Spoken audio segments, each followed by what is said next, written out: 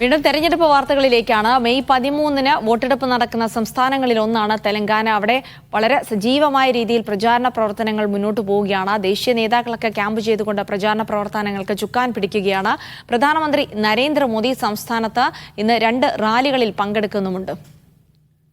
ഇർഷാദ് പടന്നയുണ്ട് വിവരങ്ങൾ നൽകാനായി. ഇർഷാദ്, ഈ തെലങ്കാനയിലെ മത്സരം ബിജെപിയെ സംബന്ധിച്ചിടത്തോളം പ്രധാനമാണ്. കോൺഗ്രസിനെ സംബന്ധിച്ചിടത്തോളം കഴിഞ്ഞ തവണ നിയമസഭാ തെരഞ്ഞെടുപ്പിൽ അവർക്ക് വലിയ ഭൂരിപക്ഷത്തോടെ ജയിക്കാൻ കഴിഞ്ഞത് വലിയ ആത്മവിശ്വാസം ഉണ്ടാക്കുന്നുണ്ട്. ശക്തി നഷ്ടപ്പെട്ടിട്ടില്ല എന്ന് തെളിയിക്കാൻ BRS-നും ഉള്ള അവസരമാണ്. അതുകൊണ്ട് തന്നെ വലിയ പോരാട്ടം നടക്കുന്നുണ്ട്. എന്തൊക്കെയാണ് തെലങ്കാനയിൽ നിന്നുള്ള രാഷ്ട്രീയ വിവരങ്ങൾ?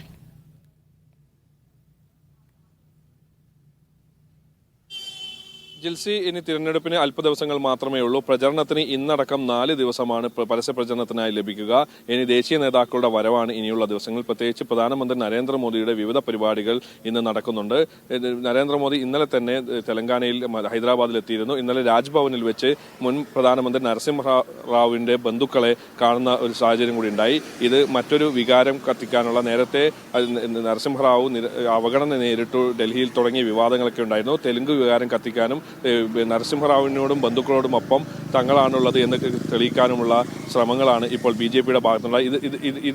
ഇതിനെ തുടർന്നാണ് ഈ കൂടിക്കാഴ്ച എന്നാണ് മനസ്സിലാകുന്നത്. ഇന്ന് വെമുലവാഡയിലും വാറങ്കലിലുമാണ് പ്രധാനമന്ത്രിയുടെ പരിപാടി. വെമുലവാഡയിലുള്ള ക്ഷേത്ര സന്ദർശനത്തിന് ശേഷം 9 മണിയോടുകൂടി ആണ് വെമുലവാഡയിലെ പരിപാടി നടക്കുക. അതിനുശേഷം വാറങ്കലിലെ പരിപാടിയിലും പ്രധാനമന്ത്രി സംബന്ധിക്കും.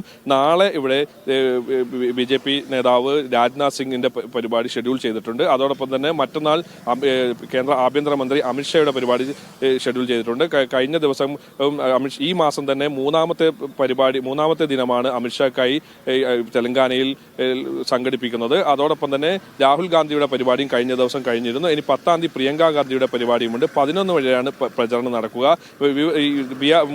ത്രികോണ മത്സരമാണ് സംസ്ഥാനത്ത് നടക്കുന്നത്. 17 മണ്ഡലങ്ങളിലേക്കുള്ള മത്സരം. കഴിഞ്ഞ തവണ 3 സീറ്റാണ് കോൺഗ്രസ് നേടിയിരുന്നത്. അതിനുശേഷം സംസ്ഥാന തെരഞ്ഞെടുപ്പിൽ വൻ വിജയം നേടുകയും ചെയ്തു.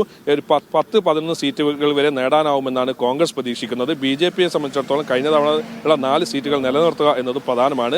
BRS-നെ സംബന്ധിച്ചിടത്തോളം തെലങ്കാന സംസ്ഥാനം രൂപീകരിച്ച മുതൽ അടക്കിവാണ സംസ്ഥാനം ഇപ്പോൾ നഷ്ടപ്പെട്ട അവസ്ഥയിലാണ്. നിലനിൽക്കണമെങ്കിൽ കഴിഞ്ഞ തവണ നേടിയ 9 സീറ്റുകളിലോട് അടുത്തെങ്കിലും നിലനിർത്തണമെന്ന സാഹചര്യമാണുള്ളത്.